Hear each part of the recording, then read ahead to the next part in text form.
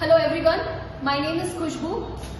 आप सबने aspirant series तो देखी होगी, बट क्या वो जो सीरीज के अंदर बताया क्या वो पूरा सच है या हाफ सच है या क्या है, तो इसके बारे में हम जानेंगे।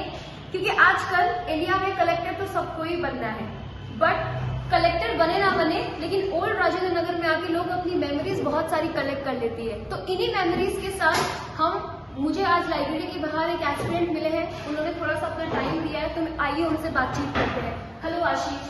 Hello ma'am. My name is Khushboo. कैसे हैं आशीष आप? एकदम बढ़िया मैम। आप कैसे हो? I am also fine. तो आशीष, आप कहाँ से बिलोंग करते हैं? मैम मैं महाराष्ट्र से हूँ। Okay. In Maharashtra there is a small town name Dhule.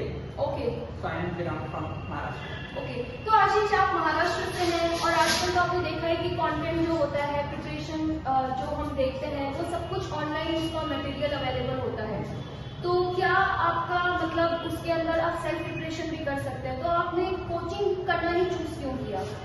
Ma'am मेरा ऐसा मेरे को ऐसा फील होता है कि एक एस्पिरेंट को जब वो यूपीएससी में एंटर करता है तो वहाँ पे इतने ढेर सारे सोर्सेस अवेलेबल है, तो कोचिंग करने से आपको एक डायरेक्शन मिल जाता है कि आपको कौन से सब्जेक्ट को किस एंगल से पढ़ना है, किस तरीके से पढ़ना है। तो इसीलिए मुझे लगता है कि कोचिंग का वो रोल थोड़ा इम्पोर्टेंट होता है। बेसिकली आप ये कहना चाहते हैं डायरेक्शन, तो क्या डिसिप्लिन भी मिलता है इससे? डिसिप्लिन तो मैम इनग्रेड मतलब जो डिपेंड करता है स्टूडेंट टू स्टूडेंट। मुझे लगता है कि आपको टीचर्स मेंटर्स एक हद तक मोटिवेट कर सकते हैं। हाँ। और उसके बाद तो एस्पिरेंट को खुद ही करना पड़ेगा। तो आपका बैकग्राउंड क्या है वैसे? Ma'am I am CA। Yes, I have completed my CA in 2022. Okay. And after that I have did job in Big Four. Okay. And after that I have came to Delhi for UPSC में CA preparation. जो होता है वो एक glorious job मानी जाती है, profession. और मतलब लक्ष्मी नगर में, जैसे कि आप दिल्ली में अगर अवेयर हो इस एरिया से, तो वहाँ पे ज्यादा से ज्यादा लोग सीए की तैयारी कर रहे हैं। तो इस तैयारी के अंदर अगर आप ये देखो कि लोग सीए के अंदर भी काफी साल इन्वेस्ट कर देते हैं, फिर भी उनको सक्सेस नहीं मिलती है। तो आपका क्या टेक है कि आपने इस प्रोफेशन को क्यों छोड़ के सिविल सर्विस ज्वाइन किया, करने का सोचा? And CA, no doubt, there is a very high profession, very memorable profession. And after doing job, I feel that जो हम IAS बन के जो हम सिविल सर्विसेज में आके जो सोसाइटी को सर्व कर सकते हैं, तो वो एंगल ने मुझे बहुत ज्यादा मोटिवेट किया, इंक्लूडिंग माय फैमिली। उन्होंने भी मुझे काफी मोटिवेट किया कि आप अभी अगर आप चाहो तो आप जॉब छोड़ सकते हो और आपको एक ट्राई तो देना ही चाहिए। बिल्कुल क्योंकि सही। उनका पूरा विश्वास था कि आप IAS बन जाओगे। तो मतलब उसके ही साथ मैंने 2023 में अभी जो रिसेंट अटेम्प्ट हुआ है उसमें मैंने फर्स्ट अटेम्प्ट था मेरा, which I gave with the job.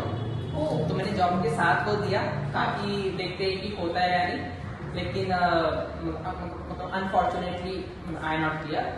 और फिर उसके बाद I decided to came to Delhi. तो जैसे कि कुछ लोग स्टूडेंट्स होते हैं जो प्रिपरेशन ऐसे ही ट्राई के हिसाब से अटेम्प्ट दे देते हैं, तो आपको क्या लगता है कि ये रिस्क उठाना चाहिए कि नहीं उठाना चाहिए? क्योंकि लिमिटेड अटेम्प्ट होते हैं फॉर एस्पिरेंट्स, तो आपको क्या लगता है कि ये डिसीजन सही रहता है?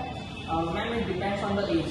जैसे मेरा तो CA कंप्लीट हो गया था। हाँ। तो मेरा टाइम भी है तैयार, लेकिन बहुत सारे 21-22 में कर रहे हैं। हाँ। तो उनको ये रिस्क नहीं उठाना चाहिए, अगर क्योंकि उनको 32 ईयर्स तक है उनके पास चांसेस। Exactly. लेकिन अगर कोई 25 क्रॉस कर चुका है तो उसके लिए तो फिर वो दे या ना दे, उसका अटेम्प्ट तो वेस्ट पॉसिबल नहीं है, ठीक है। तो उसके बाद मेरे को लगता है कि अगर आपका एज 25 से क्रॉस कर गया है तो भले आपकी प्रिपरेशन ना हो, लेकिन you can give that. Okay ना, आपने अभी फैमिली के बारे में बात की कि फैमिली ने आपको काफी सपोर्ट किया, तो मैं एक क्वेश्चन पूछना चाहूंगी कि जनरली एस्पिरेंट के दिमाग में ये क्वेश्चन आता है कि एक एज के बाद सोसाइटल प्रेशर रहता है, आपका मैरिज प्रेशर रहता है, पेरेंट्स को लगता है कि हमारा बच्चा ऑलरेडी सेटल जॉब में है, एक सेटल प्रोफेशन में, तो क्यों एक अनसर्टेन प्रोफेशन के लिए, ड्रीम के लिए परस्यू किया जाए? तो आपको क्या लगता है कि जो लोग जॉब छोड़ के प्रिपरेशन कर रहे हैं उनको प्लान बी रेडी रखना चाहिए अगर नहीं हो इन केस, या फिर फैमिली का कितना कॉन्ट्रीब्यूशन रहता है इस मोटिवेशन के लिए, इमोशनल सपोर्ट के लिए?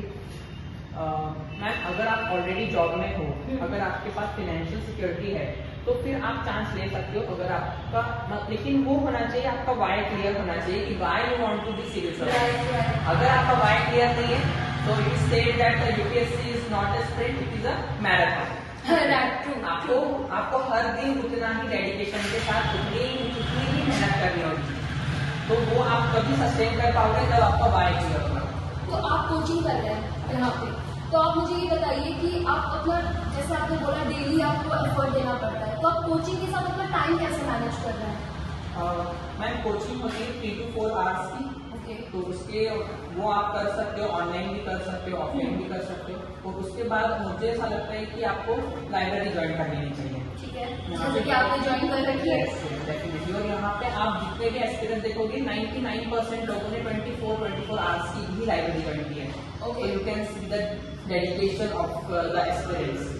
तो ये सही है? हमने ऐसा सुना है कि जैसे मैंने भी अपने प्रिपरेशन के फेज में ऐसा सुना था, काफी लोगों से फील भी किया कि क्या हमें 12-12 घंटे पढ़ाई करनी पड़ती है, तो क्या ये मिथ है या फिर रियलिटी है? ये जो आपकी 24 आवर लाइब्रेरी ज्वाइन करना मतलब you are reading in the library, you are sleeping there, you are eating there, you are doing everything in the library, तो what is it like, is it true?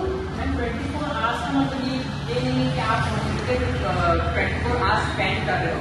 आप 7 to 8 hours अपने room पे जाके proper आराम कर सकते हो, और उसके बाद जब भी आपको टाइम मिले you can access the library. Okay. तो और मेरे को ऐसा लगता है पर्सनली कि मतलब यूपीएससी एस्पिरेंट मतलब एवरेज तो 10 to 12 आवर्स तो पढ़ लेता है, मतलब on daily basis including classes. Okay, तो दैट्स मोर देन 16। हाँ, उसमें बहुत मिथ जो होता है, हम ये समझते हैं कि 10 to 12 आवर्स सेल्फ स्टडी, वो नहीं होता है। 10 to 12 आवर्स आप करते हो, लेकिन इंक्लूडिंग योर क्लासेस, और फिर 7 to 8 आवर्स आप ये कर सकते हो सेल्फ स्टडी। आपका ऑप्शन क्या है? मेरा कॉमर्स है। Okay, that's but obvious because we are same. तो आप अभी उसको मैनेज कर रहे हो with this 10 to 12 hours? Yes, बिल्कुल। Along with general studies? GS के साथ ऑप्शनल करना ही होता है। ओके। क्योंकि जनवरी फेब्रुअरी से तो आपको पूरा फोकस प्रीलिम्स पे शिफ्ट करना होगा, तो इसीलिए बिकॉज एग्जाम ये है जो 2024 में appear yes, okay, great. Now अब एक चीज और मेरे दिमाग में आ रही है कि आप ऑफलाइन क्लासेस करने आए हैं, तो ऑनलाइन मतलब आपने क्यों चूज नहीं किया? Secondly, Pune is considered as a big hub for civil service examination. आप महाराष्ट्र से हैं, आप बिल्कुल डेक्कन से आए, नॉर्थ के अंदर, जहाँ का फूड कल्चर अलग, पोल्यूशन इतना है, एक्सट्रीम वेदर है, और मुंबई कंपेरेटिवली क्लाइमेटली काफी एडजस्टेबल, अच्छी प्लेजेंट है, तो क्या आपको चेंजेस रहता है in terms of adjusting and accommodating yourself in Delhi? खाने की दिक्कत, लाइक बड़ा पाव, नो मैम, मिसल पाव? दिल्ली में इतना फूड तो इश्यूज नहीं है, क्योंकि यहाँ पे आपको हर तरह का फूड मिल जाएगा, whether it is Maharashtrian, south Indian, everything it is available in Delhi. लेकिन मेरा मोटो ये था यहाँ पे आने का कि घर पे इतना इन्वायरमेंट नहीं मिल रहा था मुझे जो पढ़ाई का होता है, तो इसीलिए मेरे को लगा कि चलो दिल्ली जाते हैं, वहाँ पे एक आपको इन्वायरमेंट मिल जाएगा प्रॉपर स्टडी का, आपको प्रॉपर मेंटरशिप मिलेगी वहाँ पे, तो वो सोचते हुए मैं यहाँ पे आया, and I think my decision was right. Okay, so आपको मेंटोर कर रहे हैं? बिल्कुल मेंटरशिप मिलता है यहाँ पे आपको, जो आपके फ्रेंड्स बनते हैं उनसे आपको काफी कुछ सीखने मिलता है, वो आपको काफी कुछ सिखा देते हैं। Okay, so in coaching also वो आपको मेंटोरशिप का, मेंटोर का क्या रोल होता है आपको? मतलब ऐसा माना जाता है कि आपका अगर सिलेक्शन हुआ ही नहीं है तो आप कैसे बता सकते हैं कि आपको क्या करना चाहिए? ये ऑब्वियसली वो मेंटोर आपको ये जरूर बता सकते हैं कि क्या नहीं करना चाहिए, क्योंकि वो मिस्टेक उन्होंने जो की वो आपको रिपीट ना करो, बट ओवरऑल इस प्रिपरेशन में मेंटोर का क्या रोल होता है? क्योंकि आजकल हर कोई देखते हैं मेंटोर बन रहे हैं, या फिर मेंटोरशिप प्रोग्राम बहुत सारे कोचिंग इंस्टीट्यूट लॉन्च करते हैं, तो ये रियल होते हैं या फिर आपको ऐसे मिथ सा साउंड होता है? नहीं, ऐसा नहीं है। जो भी मेंटरशिप जो देते हैं वो खुद उन्होंने 3 to 4 टाइम यूपीएससी का अटेम्प्ट दिया होता है, और मैक्सिमम लोगों ने तो 6 अटेम्प्ट दिए होते हैं। राइट। तो जो भी प्लेयर होता है, जो भी फील्ड में जो हारा हुआ होता है, वो आपको ज्यादा अच्छे से बता सकता है कि क्या नहीं करना है और क्या करना है। तो उसमें वही उनका रोल होता है कि आपको किस एंगल से पढ़ना है, क्योंकि सिलेबस सोर्सेज बहुत ज्यादा है। यहाँ पे बहुत सारे बच्चे कंफ्यूज होते हैं कि हमें एक सब्जेक्ट सब्जेक्ट को मल्टीपल सोर्स से पढ़ते हैं, एनसीईआरटी भी पढ़ेंगे, केसीआर भी पढ़ेंगे, वो ओवर पीरियड ऑफ टाइम वो कंप्लीट नहीं हो पाती चीजें। तो वो कंप्लीट कैसे करें, कैसे हम अपने टाइम को इफेक्टिवली मैनेज करें, तो वो रोल हमको मेंटर से सीखने मिलता है। मीन्स आपका mentor work as a lighthouse in your preparation. Okay great. So last question, जैसे कि आप देखते हो बहुत सारी सीरीज आ रही है, like royal entry of IAS officer, social media, कुछ लोग सोशल मीडिया डिटॉक्स कर लेते हैं, आउट हो जाते हैं सोशल मीडिया से वाइल प्रिपेयरिंग, क्योंकि डिस्ट्रैक्शन का रीजन होता है। तो आपके साथ भी ऐसा कुछ होता है?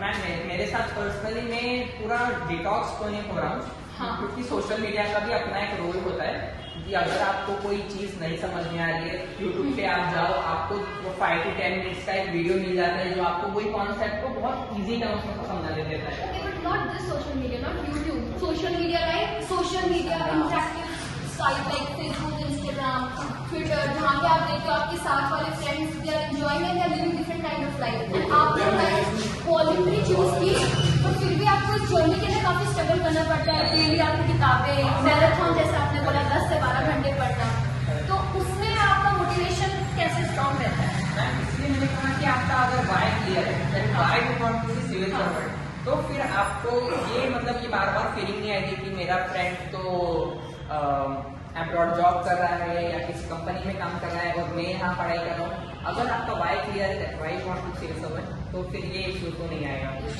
ग्रेट। सो लास्ट, आपकी कोई हॉबी जो आप परस्यू करते हैं along with your schedule? Ma'am जब भी मेरे को टाइम मिलता है तो आई यूज टू डू मेडिटेशन, जो हमें अपने स्टडीज में भी काम में आता है।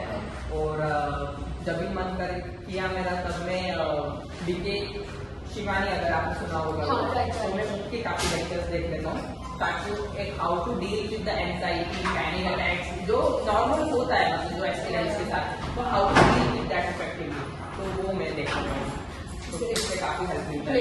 Thank you so much. Friends, आप लोगों ने हमेशा जर्नी के बारे में तो मतलब सुना ही होगा कि सक्सेस मिल गई किसी को, लेकिन जर्नी जो जितनी सक्सेस जितनी खूबसूरत होती है, आई थिंक जर्नी भी उतनी मेमोरेबल और खुश अच्छी होती है, दुख और सुख दोनों के साथ। जैसे कहते हैं ना कि फूलों के साथ कांटे आते हैं और पतझड़ के साथ आपका सावन भी आता है उसके बाद, तो बिल्कुल इसी तरीके से ये जर्नी हमें बताई है। तो आपके साथ बात करके मुझे भी मेरी प्रिपरेशन की पुरानी याद आ गए। And thank you so much for bringing out my old memories and thank you for giving me the time. Thank you, ma'am. My pleasure.